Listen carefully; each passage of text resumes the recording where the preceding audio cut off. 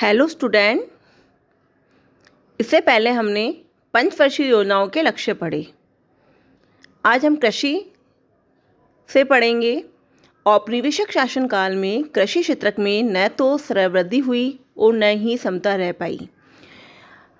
औपनिवेशिक शासनकाल में जब अंग्रेजों का समय था तो उस समय जो भारत था वह कच्चे माल का तो निर्यातक व तैयार माल का आयातक वाला देश बनकर रह गया। अंग्रेजों ने जो कुछ भी काम किए वह सिर्फ अपने फ़ायदे के लिए किए। वह भारत में कोई सुधार नहीं चाहते थे। तो स्वतंत्र भारत के नीति निर्माताओं को इन मुद्दों पर विचार करना पड़ा तथा उन्होंने भू सुधारों तथा उच्च पैदावार वाली किस्मों के बीजों के प्रयोग द्वारा भारतीय कृषि में एक क्रांति का संचार किया। तो जो उस समय के जो नीति निर्माता थे उन्होंने देखा कि जो भारत है वह गरीब देश है। भारत के पास जो भारतीय है उनके पास ना तो कोई कौशल है ना कोई धन है। अब क्या करें? तो उन्होंने भू सुधार के द्वारा तथा HYV बीजों के प्रयोग के द्वारा भारतीय कृषि में एक क्रांति का संचार किया। भू सुधार। स्वतंत्रता प्राप्ति के समय देश की भू धारण पद्धति में जमींदार जागीरदार आदि का वर्चस्व था। तो जब स्वतंत्रता प्राप्ति का समय था तो उस समय जो भू धारण पद्धति थी तो जो भूमि थी उन पर जमींदार और जागीरदार का ही हक होता था। ये खेतों में कोई सुधार किए बिना मात्र लगान की वसूली किया करते थे।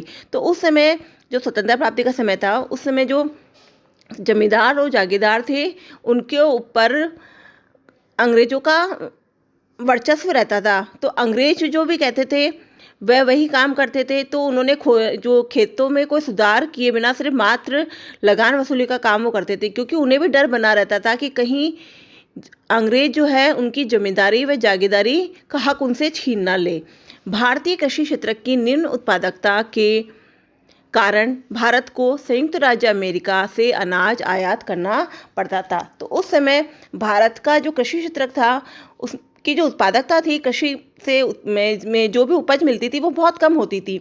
तो जो भारत को निम्न उत्पादकता के कारण अनाज का आयात करना पड़ता था और ये अनाज USA से आता था।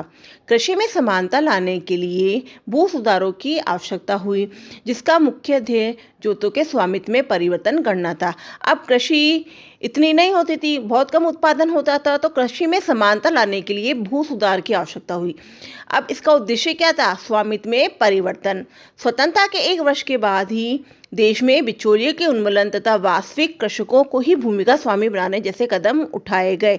अब जैसे ही स्वतंत्रता प्राप्त हुई उसके 1 वर्ष के बाद बिचौलियों का उन्मूलन कर दिया गया। मतलब बीच में से जो जमींदार और जागीरदार थे उनको समाप्त कर दिया गया और जो भूमि थी वह उनके वास्तविक स्वामी को, जो वास्तविक कृषक होते थे उनको ही, जो उस भूमि के स्वामी होते थे उनको ही दे दी गई। उसका उद्देश्य ये था कि भूमि का स्वामित्व किसानों को निवेश करने की प्रेरणा देगा। अब जैसे होता है ना कि हम अपनी कोई वस्तु होती है, हम उसको कैसे देख रेख करते हैं, उसका बड़ा ध्यान रखते हैं। तो इसी तरीके से ही अगर जो किसान होंगे उनको भूमि का स्वामी बना दिया जाएगा तो वो अपनी भूमि का बड़ा ध्यान रखेंगे, भूमि में सुधार करेंगे और इस तरह से किसानों को भूमि में निवेश करने की प्रेरणा मिलेगी। बशर्ते उन्हें पर्याप्त पूंजी उपलब्ध कराई जाए, क्योंकि बिना पूंजी के तो निवेश होगा नहीं। तो पूंजी होगी जब भी तो निवेश होगा। तो किसानों को पर्याप्त पूंजी उपलब्ध कराई जाए। दरअसल समानता को बढ़ाने के लिए भूमि की अधिकतम सीमा निर्धारण एक दूसरी नीति थी। अब समानता को बढ़ाने के लिए भूमि की अधिकतम सीमा निर्धारित कर दी गई कि एक किसान के पास अधिकतम इससे ज़्यादा भूमि नहीं रहेगी। इसका अर्थ है कि किसी व्यक्ति की भूमि के स्वामित्व की अधिकतम सीमा का निर्धारण करना कि एक सीमा तक ही एक किसान के पास भूमि रहेगी, उस सीमा से ज़्यादा उस किसान के पास भूमि नहीं होगी। इस नीति का उद्देश्य कुछ लोगों में भू स्वामित्व के संकेंद्रण को कम करना था। कई किसान ऐसे होते थे जिनके पास भूमि का बहुत ज़्यादा स्वामित्व होता था, तो ऐसे किसानों से भूमि लेकर जो भूमिहीन किसानों हैं उनको भूमि दी जाती थी। बिचौलियों के उन्मूलन का नतीजा यह था कि लगभग 200 लाख काश्तकारों का सरकार से सीधा संपर्क हो गया तथा वे जमींदारों के द्वारा किए जा रहे शोषण से मुक्त हो गए। अब जो इसका क्या उन्मूलन का क्या नतीजा हुआ कि जो काश्तकार थे, जो किसान थे, 200 लाख किसान थे, जो उनका सीधा सरकार से संपर्क हो गया और जो बीच के बिचौलिए थे उनके द्वारा किए जा रहे शोषण से वह मुक्त भी हो गए। भूस्वामी से उन्हें उत्पादन में वृद्धि के लिए प्रोत्साहन मिला। अब जब वह खुद भूमि के स्वामी हो गए तो उत्पादन में वृद्धि करने के लिए वे प्रोत्साहित हुए। इससे कृषि उत्पादन में वृद्धि हुई, किंतु बिचौलियों के उन्मूलन कर समानता के लक्ष्य की पूर्ण प्राप्ति नहीं हो पाई। कानून की कमियों का लाभ उठाकर कुछ भूतपूर्व जमींदारों ने कुछ क्षेत्रों में बहुत बड़े बड़े भूखंडों पर अपना स्वामित्व बनाए रखा। मतलब अभी भी ऐसा था कि कई जो बिचौलिए थे उन्होंने अपनी भूमि अभी भी काश्तकारों को, किसानों को नहीं दी। अभी भी जो भूतपूर्व जमींदार थे उन्होंने बड़े बड़े जो भूखंड थे उन पर अपना स्वामित्व जमाए रखा। कुछ मामलों में काश्तकारों को बेदखल कर दिया गया और भूस्वामियों ने अपने किसान भूस्वामी होने का दावा किया। कि कृषकों को भूमि का स्वामित्व मिलने के बाद भी निर्धनतम कृषि श्रमिकों जैसे बटाईदार, भूमिहीन श्रमिक को भूमि सुधारों से कोई लाभ नहीं हुआ। मतलब कृषकों को अगर भूमि का स्वामित्व भी मिल गया तो उसके बाद भी जो सबसे ज़्यादा कृषिहीन जो श्रमिक थे, जैसे बटाईदार और भूमिहीन श्रमिक जिनके पास बिल्कुल भूमि नहीं थी, उनको इससे कोई लाभ नहीं हुआ। अधिकतम भूमि सीमा निर्धारण कानून में भी बाधाएं आई। बड़े जमींदारों ने इस कानून को न्यायालयों में चुनौती दी, जिसके कारण इसे लागू करने में देर हुई। इस अवधि में वे अपनी भूमि निकट संबंधियों आदि के नाम कराकर कानून से बच गए। अब जब अधिकतम सीमा निर्धारण कानून लागू हुआ तो उसमें भी बाधा आई। जो बड़े बड़े जमींदार थे उसने इस केस को न्यायालय में चुनौती के रूप में दे दिया, जिसके कारण क्या हुआ, न्यायालय में इस कानून को पास होने में समय लग गया और वहाँ देरी हो गई। तो इस अवधि में जो समय बच गया उनके पास, इस अवधि में जो बड़े जमींदार थे उन्होंने अपने निकट संबंधियों, जो अपने सगे संबंधी होते हैं, उनके नाम भूमि करवाकर वो उस कानून से बच गए। कानून में भी अनेक कमियां थी जिनके द्वारा बड़े जमींदारों ने भूमि पर अधिकार बनाए रखने के लिए लाभ उठाया। केरल और पश्चिम बंगाल की सरकारें वास्तविक किसान को भूमि देने की नीति के प्रतिबद्ध थी। इसी कारण इन प्रांतों में भू सुधार कार्यक्रमों की विशेष सफलता मिली। अब ये जो पश्चिमी बंगाल और केरल की जो सरकार थी वह बाध्य थी कि जो भूमि का किसान है, उस वास्तविक जो किसान है उसी को भूमि दी जाए। तो उस जगह इन कार्यक्रमों को ज़्यादा सफलता मिली। दुर्भाग्यवश अन्य प्रांतों की सरकारों में इस स्तर की प्रतिबद्धता नहीं थी, अतः आज तक जोतों में भारी असमानताएं बनी हुई है। कहने का तात्पर्य है कि आज भी वहाँ पर कई किसानों के पास बहुत ज़्यादा मात्रा में खेत है और कई किसानों के पास बिल्कुल भी खेत नहीं है। इसलिए जोतों में जो है वह भारी असमानता है। इसके बाद कृषि क्षेत्र में सुधार हुआ हरित क्रांति से। स्वतंत्रता के समय देश की 75% जनसंख्या कृषि पर आश्रित थी। इस क्षेत्र में उत्पादकता बहुत ही कम थी क्योंकि पुरानी प्रौद्योगिकी का प्रयोग किया जाता था और अधिसंख्यक किसानों के पास आर्थिक संरचना का भी नितांत अभाव था। जो स्वतंत्रता के समय का पीरियड था उस समय जो 75% जनसंख्या थी वो कृषि पे डिपेंड थी, तो उत्पादकता बहुत कम होती थी। और जो उस समय था जो किसान था उसके पास इतना पैसा भी नहीं होता था, तो जो प्रौद्योगिकी थी वो बहुत पुरानी थी। तो अधिक संख्यक जो किसान थे जिनके पास आर्थिक संरचना का अभाव था। किसी के पास बीज होते तो सिंचाई के साधन नहीं होते, अगर सिंचाई के साधन है तो बीज नहीं होते, पर्याप्त मात्रा में हल नहीं हो पाता था।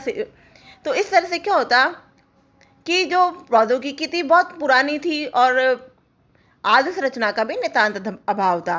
भारत की कृषि मानसून पर निर्भर है। यदि मानसून स्तर कम होता तो किसानों को कठिनाई होती क्योंकि उन्हें सिंचाई उपलब्ध न थी। ये सुविधा कुछ ही किसानों के पास थी। औपनिवेशिक काल का कृषि गतिरोध हरित क्रांति से स्थायी रूप से समाप्त हो गया।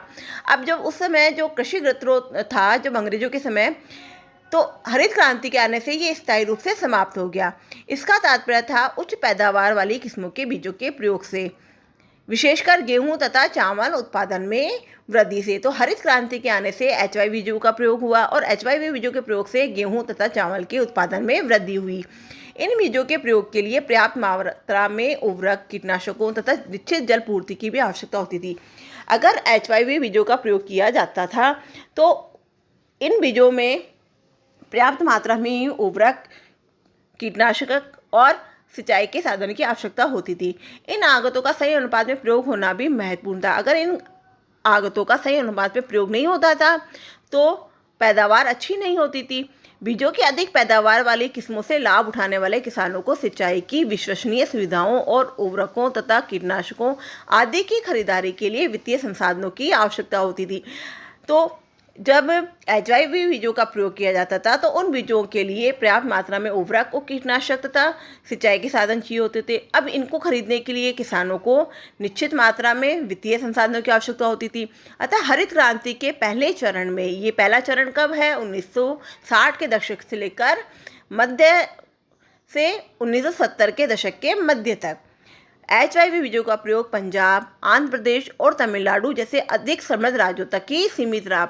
मतलब यहाँ पर ज़्यादा मात्रा में हरित क्रांति का प्रयोग हुआ। इसके अतिरिक्त HYV बीजों का लाभ केवल गेहूं पैदा करने वाले क्षेत्रों को ही मिल पाया। हरित क्रांति के द्वितीय चरण, अब ये द्वितीय चरण है 1970 के दशक के मध्य से 1980 के दशक के मध्य तक का, में HYV बीजों की प्रौद्योगिकी का विस्तार कई राज्यों तक पहुंचा और कई फसलों को लाभ हुआ। इस प्रकार हरित क्रांति प्रौद्योगिकी के प्रसार से भारत को खाद्यान्न उत्पादन में आत्मनिर्भरता प्राप्त हुई।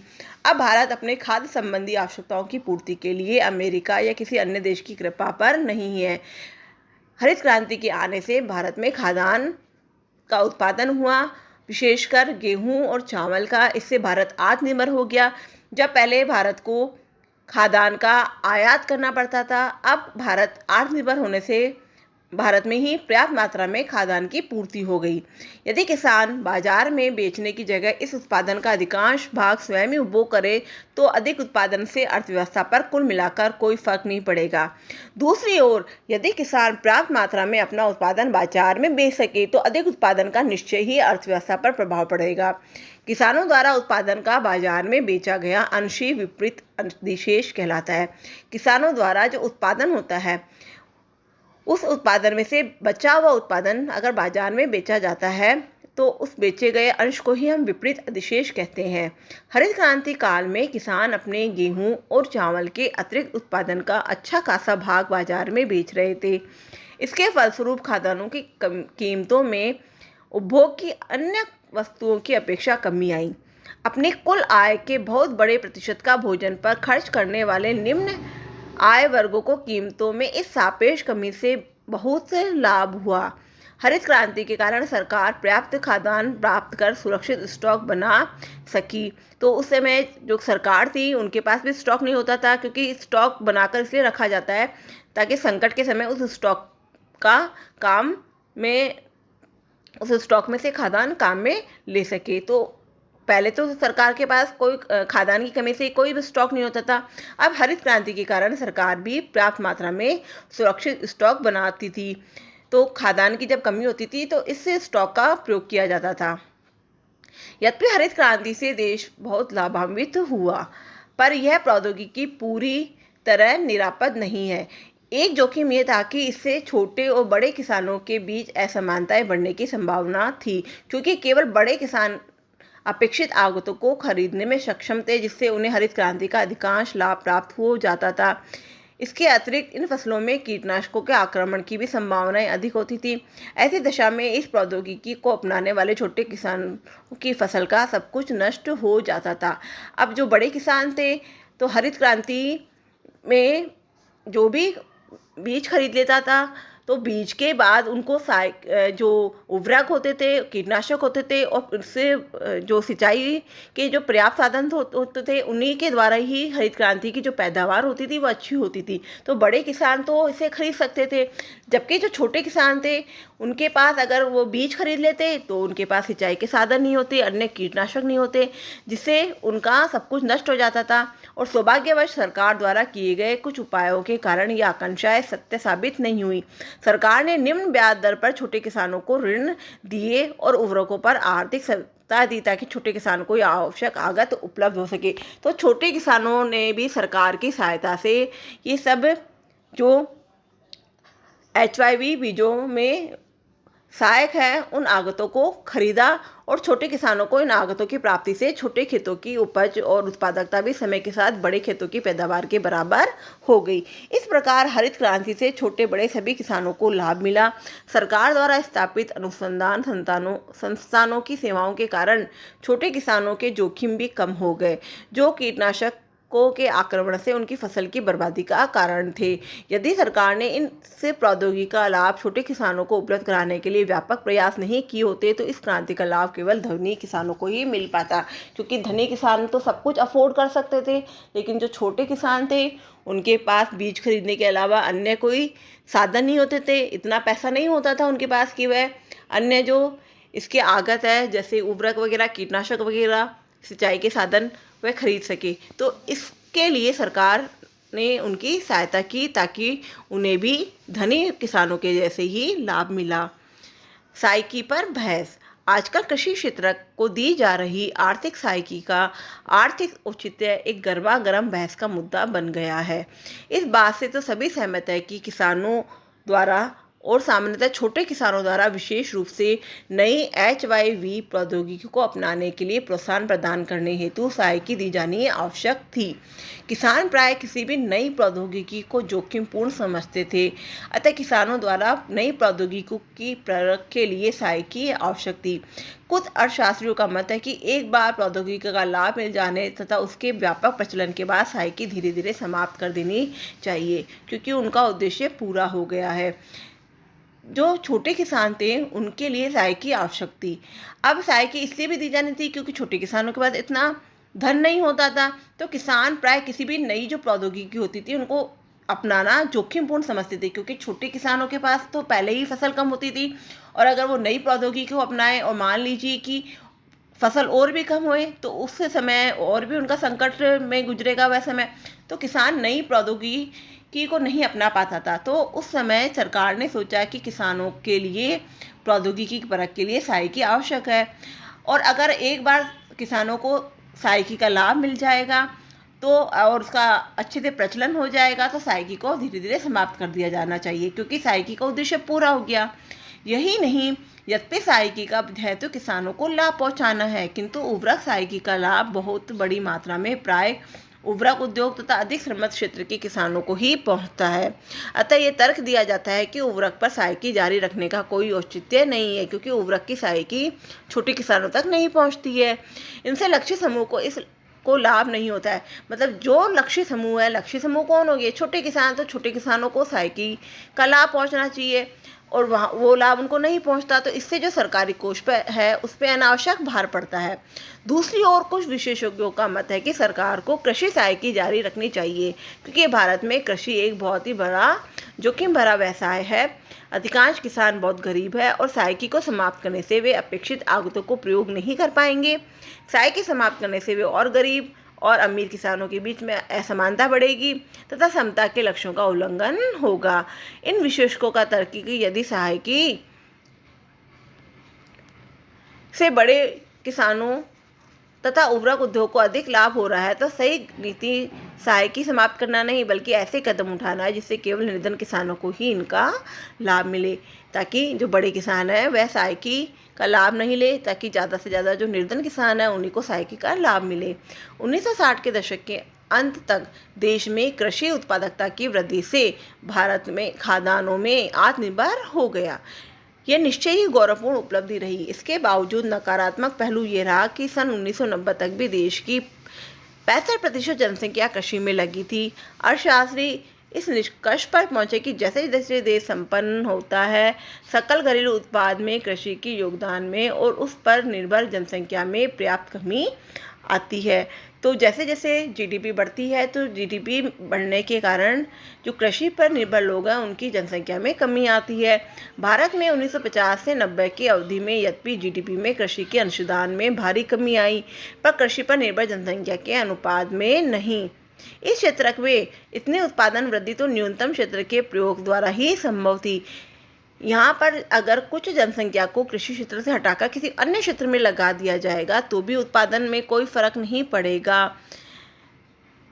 इसका उत्तर यह है कि उद्योग क्षेत्रक और सेवा क्षेत्रक कृषि क्षेत्रक में काम करने वाले लोगों को नहीं खपा पाए।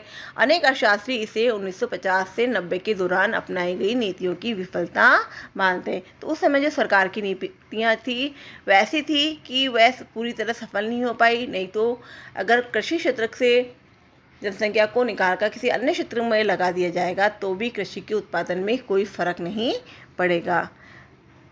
आगे नेक्स्ट वीडियो में पढ़ेंगे।